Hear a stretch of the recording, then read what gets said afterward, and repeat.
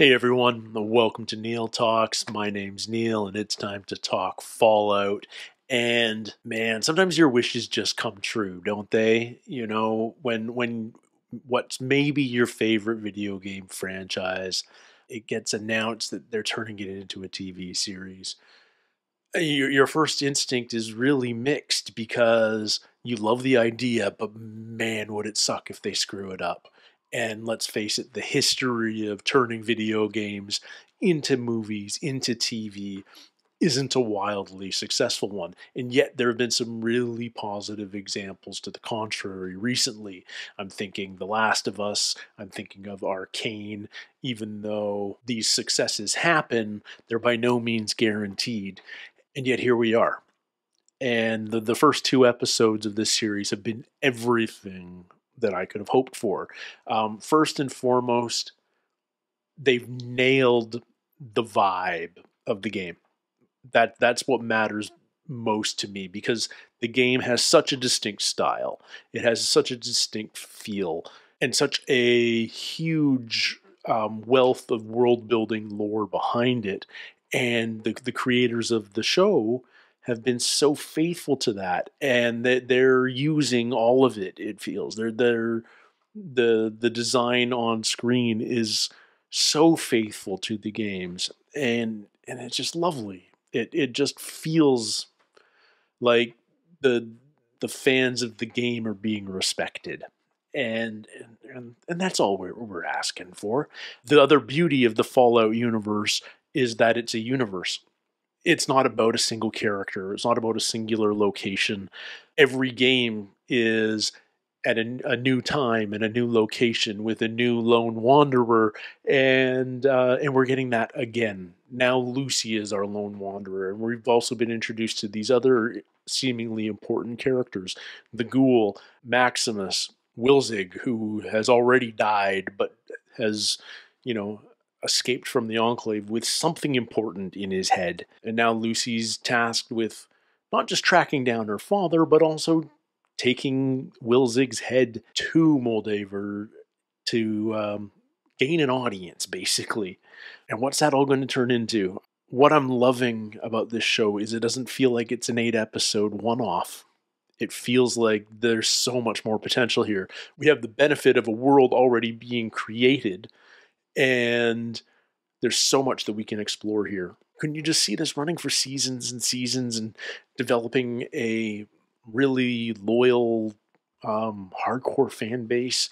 Everything I'm hearing so far is that it's being really well received by fans of the game and by people who've never heard of Fallout before, equally as much. And it's just, this show is everything that you had hoped it would be. So I'm excited. I'm thrilled to see where it goes next. I'm ready to jump into this, and I hope you guys are too. So let's get right into it, guys. This is episode 3 of Fallout, and it's called The Head, and I think we all know what that's about. All right. We are flashing back. Is this him on set? It looks like he's on set. He was ugly, strong, and had dignity.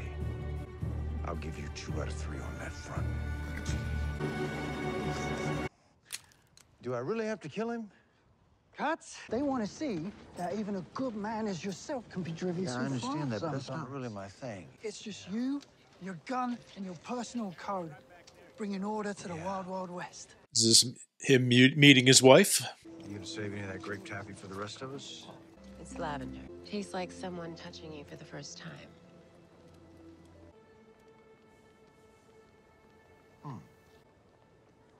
Tastes like flowers. That's the worst. We gotta ask Oh, okay. your mother. It's not their meeting. They're already together. Okay.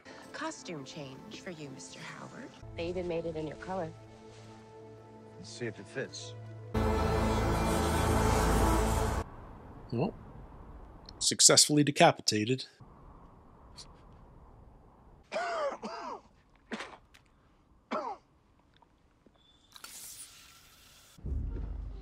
Is that a Slocum Joe's, the donut shop?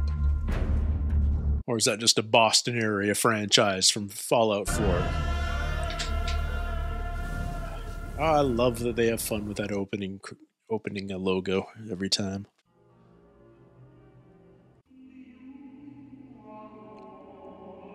Is this the shithole? Or do we still have miles to go? Yum yum deviled eggs. Hilarious. What is so special about you?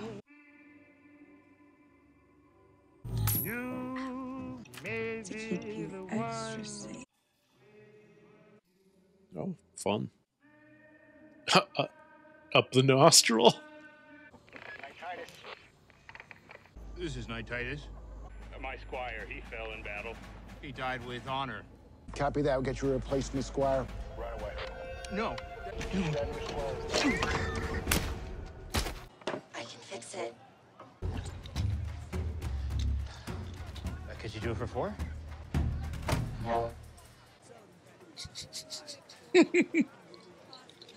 I love that caps are just currency, and they're just as rare as dollars. We buy teeth. Extra, if you do it fast. Thanks. That's all it took. And he gave up a tooth. Step away from the armor.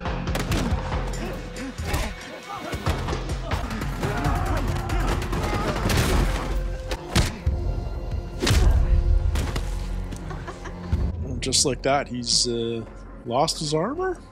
I can't imagine he's given up that easy.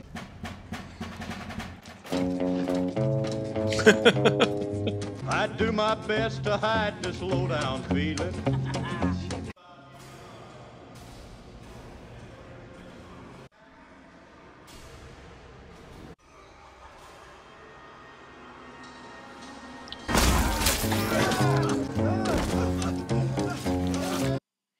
Well, dang.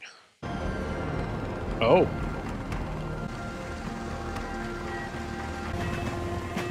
New squire? Ah, we knew we'd see him again. Nightitis, I'm Thaddeus, and I'm honored to be in your charge. Please, I don't do anything. Clean this. We're not the only ones in search of this remnant from the old world. We are to kill whomever stands in our way. All right. Well, that includes. I mean, it's obviously CG, but man, it looks good. Aw, Bambi. What terror is going to arise from? Is that a Mirelurk behind her?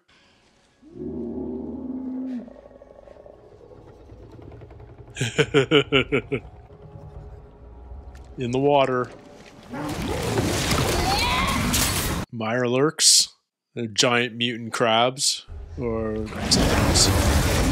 Nope. Oh, it took the head. Well, at least we got the tracker.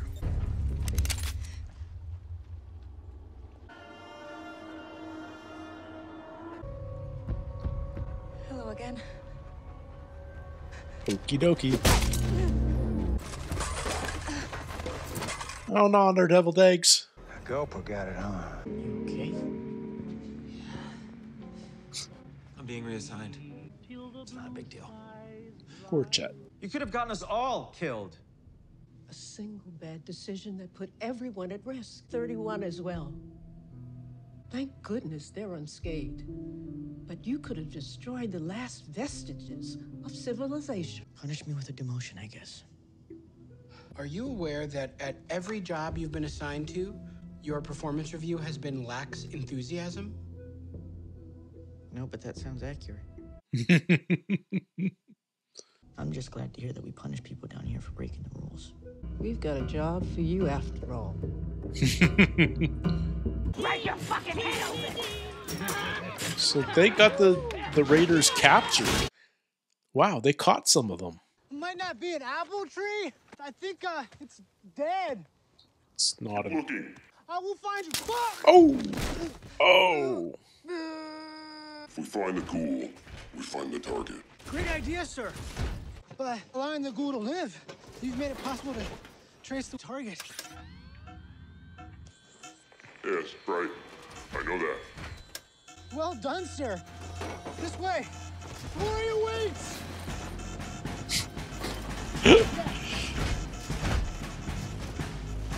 On to LAX. Think this was him? Hard to tell. Oh, yeah. It would fit. Yeah, That's where the head would go. Think we should bring the body back with us? No. His head is what's valuable. We need to find it. Oh, yeah, smart. Who do you think did this, the girl or the ghoul? The ghoul. Definitely. He's into the girl.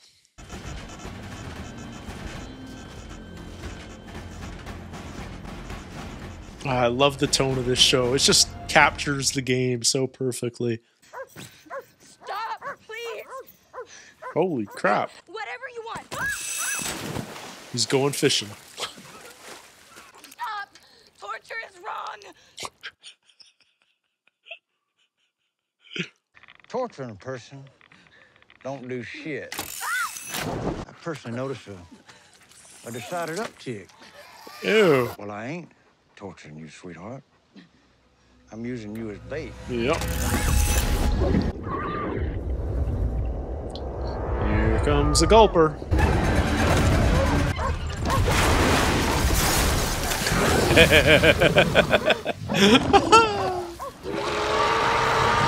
Awesome.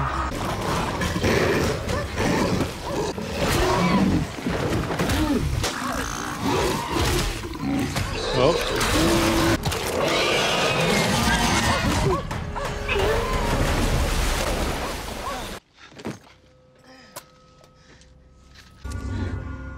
Oh, I'm sorry.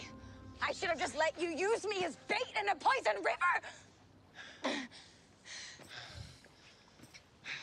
You can't treat people like this. Yeah, why's that? Because of the golden rule. Touches humanity. What about the head? I need the head to get my dad back. Yeah, well, the Wasteland's got its own golden rule. Oh, what's that? Thou shalt get sidetracked by bullshit every goddamn time. Side quests, side quests. What about the dog? He ain't mine. Oh. He senses his owner's head. I like regularly beat the shit out of him. It wasn't personal, you know? They used to beat the shit out of me all the time. This shipment of new recruits came in. What if we beat the shit out of that guy instead? I just wish he lived long enough to find someone else to beat up, you know? Only seems fair. Don't feel bad. It's like you said. It's the law of the wasteland. It's an ethical dilemma like nothing we've dealt with before. We need to decide what to do with these prisoners. The most ethical solution would be to rehabilitate the prisoners and then integrate them into our vault society. Oh, that's a bad idea. Well, I would like to start with a moral framework. Kant, Mill, and so on. I'd be happy to teach them introductory calculus. Is there something you'd like to say, Norm? I don't think it's our job to help these people. They're murderers. The hard truth is we can't just let them go. They have intimate knowledge of our vault security. So what do you propose we do? Kill him. We can do what they would have done to us. Wow. Jeez Louise, Norm. Jeez Louise. I'm sorry. It was not my intention to question your leadership, Overseer. Thank you. It's the type of thing Overseer McLean would have preferred to discuss privately. Well, he's not here now, is he? The water chip is destroyed. The vault only has enough water to keep our population alive for 2 months. That's fine. That's enough. Thanks, though. That's why we discuss these things in private. You're right, you know. If your father were here, he'd do the right thing. I love that we're still getting the vault story, that we're seeing where this is going to go. The potential for falling apart is high. Bloat flies. I love they've got all this stuff that's not part of the story. It's just here for flavor. I'm not sure we're tracking the right abomination. I am a knight of the Brotherhood of Steel. Get back to shore. But, sir! Go!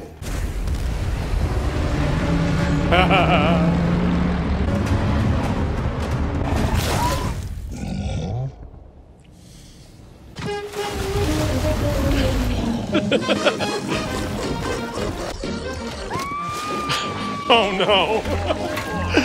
Is he done? It's called the Gulper for a reason. Oh,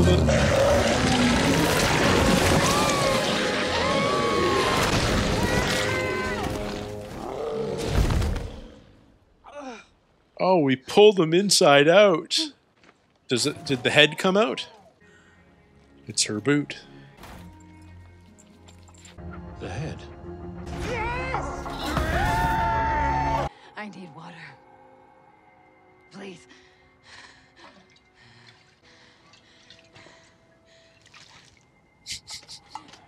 He's a dick.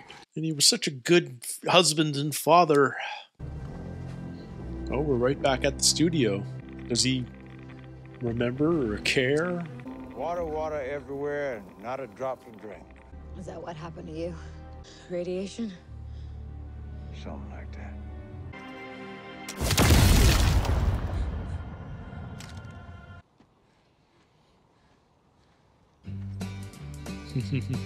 They're gonna put me in the movies. Yeah, Vault Boy was based on him. You know, I've never done an advertisement before in my life. But then again, my wife has never asked me to. So. This thing really block radiation? Absolutely. On behalf of every decent American, I just want to say thank you. Like this. Big smile and a thumbs up. How about that? What if I were to do like a thumbs up? Go for it, Coop. And all I gotta do is act naturally. Wow. Oh. Jonathan directed this one too. Wow.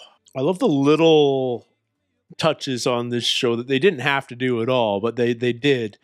You know, every episode we're doing one of these long pull-out credit shots, and every one of them is completely different. And it's like, they're thought about, they're designed, and it's completely unnecessary to have a separate one for every episode, and yet that's what they've done. It's really exciting. Okay, I'm going to try and talk about more than just my satisfaction, my excitement about how the show looks and feels, how loyal it is to the games, because I think it's time to start really talking about the story here, because I think the story's really starting to shine, and that excites me. That's what you really dream about when you're starting a new show, is that the story is compelling, because the rest is novelty, but story is more than that.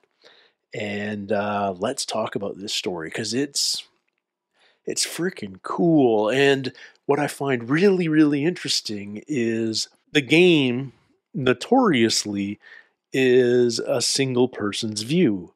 And yet the definitive characteristic of this show so far is we're following 3 separate main characters here.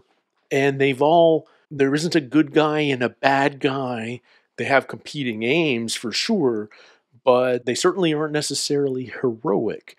Lucy is very noble, but completely naive. She's learning quickly, but she's got a long way to fit in as a surface dweller. Then we've got Maximus, who's this very ambiguous character. He truly believes in the nobility of the Brotherhood of Steel, but he's an underachiever. He may have injured his friend. There's definitely some ambiguity there about the razor blade in the boot. That may or may not have been his doing. He let his knight die. Like, there's a lot of bad things that he's done to advance his own cause within the Brotherhood. So he's an interesting character that I can't say he's interesting, but he's not likable yet. And yet there's these moments of just, unadulterated joy of him, like, having fun putting on the suit for the first time and that sort of thing. And then there's Coop, the ghoul. And I like that we're flashing back, that we're getting more of his story. I wasn't sure whether we were going to do that or not, but now we learn more. He's a movie star. He's famous for this one particular role as this sheriff, but his wife is also apparently an employee of Vault Tech, which is the company that runs the vaults and is one of the biggest corporations in this world, in this pre-Armageddon world. And it turns out that Coop is indeed a spokesperson for Vault-Tec and the model for Vault Boy, for Fallout Boy, for this dude. I don't have thumbs up version, but you know what I mean. That's Coop. And you know, he obviously has very little respect for Vault Dwellers now, but it sounds like he genuinely believed in what they were doing back then. And how much more does he know about the Vaults now? What has he learned in the intervening 219 years? Those of us who have played the games know that the Vaults, some were good, but many weren't. And not by accident, but by design. So I wonder how much of that's going to come out in this story. But here's what I'm loving about the show is, you know, after the first couple of episodes, we think, okay, we've got our three main characters. They're all in pursuit of the same thing, namely Wilzig's head, but for different purposes. One wants him as a bounty, the other wants him as a mission objective for the Brotherhood of Steel, and the third needs him to get an audience with Moldaver to get her father. But we're following other stories now. We're going back into Vault 33, and we're seeing this new power struggle, this idyllic little democracy that believes in higher education and cooperative discussion on all leadership decisions. But now we've got two council members sort of fighting over the role as overseer. We have a water chip that's doomed to fail. We have this pipe dream of rehabilitating these captured raiders. And we've got this really interesting thing happening with Norman, who's never had a job that's interested him. He's always lacked enthusiasm. And he seems to be the only one that feels there's no redemption for these raiders. They would have killed all the dwellers of 33 if they had their druthers. They didn't. And they don't deserve mercy in Norman's eyes. And there's certainly a lot of practicality in that. But now he's being egged on by Lucy's friend, who lost her eye, and her husband. And it would appear that maybe she wouldn't mind if those prisoners died either. And I wonder if Norman's going to end up vying for the leadership of the Vault, or how that story is going to go. But it's obviously not over yet, and I like that we're going back to explore it, that Vault 33 wasn't just the reason that we don't leave that story the moment Lucy leaves the Vault, but that story continues without her. And yeah, I love it. I love that we're exploring that as well. And then we get into Maximus's story, and you know, he's eager to just move on his own. He wants to carry out the mission by himself. He wants to return a hero, but he's already reported that he's dead, and that Titus continues along on his own. And their immediate response is, well, we'll send you a new squire, no big deal. And they get this new squire, and he's the guy that beats Maximus up. And then they have like this genuinely interesting, meaningful conversation about why Maximus got beat up constantly, and it was his. I forget his name, but it was his new squire's attempt to just stop being beaten up himself. But Maximus is acting heroic. He saved his squire. He's so unlike Titus, who used his squire as a shield.